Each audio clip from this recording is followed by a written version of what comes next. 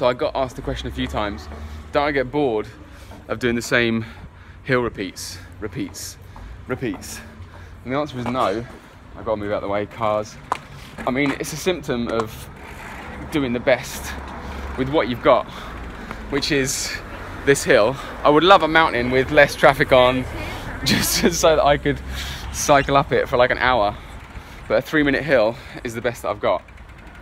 And so, doing the best with what I got, a hill allows me to sustain the wattage, so that if I wasn't pushing watts up this hill, then I would just be going backwards. So you always got to be pushing wattage, and that means that all I have to do is focus on training a different aspect of my cycling. So the way that I make a hill repeat, no matter how many times I do it, interesting, is by training something different, some different aspect of my cycling that maybe I'm not very good at every single time I do it, something different every single time. So I've just came up this time when I was training being out the saddle and trying to turn perfect circles, because I feel like at the moment I'm very brute force on the way down and doing nothing on the backstroke. So I was just training being out the saddle all the way up, just trying to turn perfect circles for as long as I possibly could and getting better at it. Because when you see progress, however minuscule, on whatever level, it makes you feel like you want to keep going, and it doesn't really matter if you're doing the same hill again and again and again. As long as you see an uptrend in some aspect of your cycling, you want to keep doing it, and it makes it interesting. It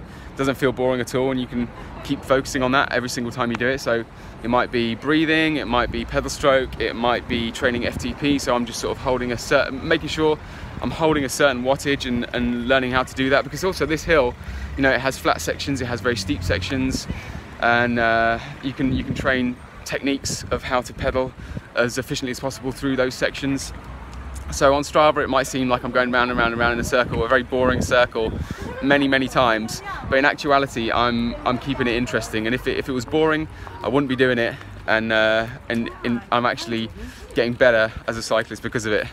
And it's just doing the best with what I've got. So if I find this hill boring, there's no way I'll be doing it. Just like these guys, training hard, getting the gains.